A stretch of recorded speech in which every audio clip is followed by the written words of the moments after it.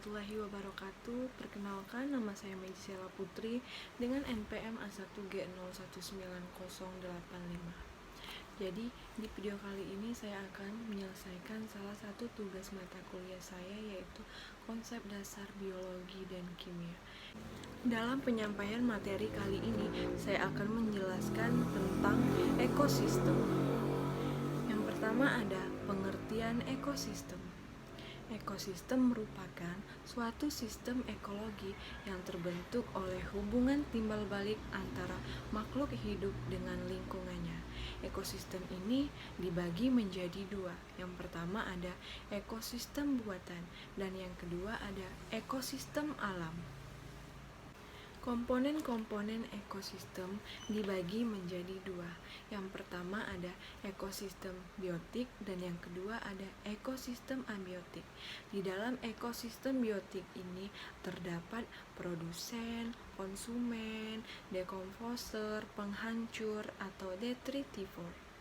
Dalam abiotik terdapat suhu, sinar matahari, air, dan tanah. Perbedaan antara komponen biotik dan abiotik. Kalau komponen biotik merupakan segala hal yang berupa benda, makhluk hidup, dan bagian dari biosfer yang mampu bereproduksi. Contohnya seperti binatang, jamur, dan manusia. Di dalam abiotik, elemen fisik dan kimia berupa benda mati yang terdapat dalam ekosistem. Contohnya seperti air, udara, tanah, sinar matahari, dan mineral. Macam-macam ekosistem dibagi menjadi dua. Yang pertama ada ekosistem terestrial atau yang disebut dengan ekosistem darat, termasuk salah satu ekosistem biotik dan abiotik yang berada di daratan. Contohnya seperti hutan, padang rumput, gurun pasir, taiga, tundra, hutan tropik, dan savana. Dan yang kedua ada ekosistem perairan, termasuk ekosistem yang sebagian besar di air. Macam-macam ekosistem ini dibagi menjadi tiga. Yang pertama, ekosistem air tawar. Yang kedua, ekosistem air laut. Dan yang ketiga, ekosistem binaan manusia. Tingkatan organisasi dalam ekosistem ini meliputi yang pertama ada molekul, organel, sel, jaringan, organ, sistem organ, organisme, populasi, komunitas, ekosistem, bioma, dan yang terakhir ada biosfer. Interaksi komponen biotik di dalam ekosistem ada tiga. Yang pertama ada simbiosis, yang kedua predasi, dan yang ketiga ada kompetisi. Simbiosis ini dibagi menjadi tiga bagian. Yang pertama ada simbiosis mutualisme. Contohnya seperti proses penyerbukan bunga. Dan yang kedua ada simbiosis parasitisme. Contohnya ada kehidupan benalu pada sebatang pohon. Dan yang ketiga ada simbiosis komensalisme. Contohnya seperti kehidupan remora-remora kecil dengan hiu. Yang kedua ada predasi. Predasi ini tadi contohnya seperti singa yang memangsa rusa. Yang ketiga ada kompetensi. Kompetensi contohnya seperti tikus dan burung pipit. Interaksi makhluk hidup dengan lingkungannya. Interaksi ini disebut interaksi yang dapat terjadi antara komponen biotik dengan komponen abiotik atau antar komponen biotik. Misalnya seperti interaksi antara air dengan tumbuhan. Yang selanjutnya ada perbedaan rantai makanan dan jaringan makanan. Pembeda, urutan dan bentuknya. Rantai makanan mengikuti alur dan hampir selalu berurutan. Kalau jaringan makanan lebih kompleks karena menyangkut seluruh rantai makanan.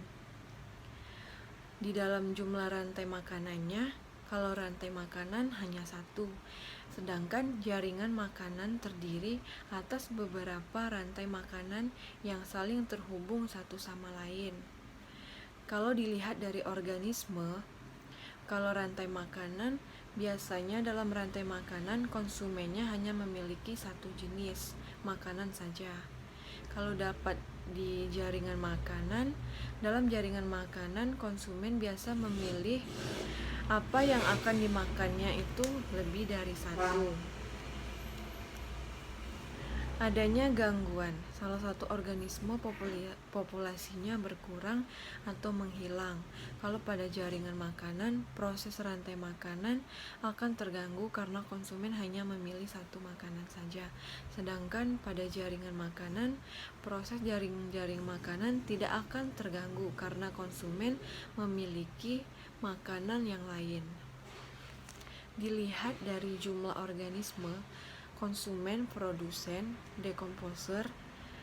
Kalau pada rantai makanan jumlah organismenya lebih sedikit. Kalau pada jaring-jaring makanan jumlah organismenya jauh lebih banyak dan beragam. Piramida biomasa. Piramida biomasa ini piramida yang menggambarkan berkurangnya transfer energi pada setiap tingkat tropik dalam suatu ekosistem. Piramida energi.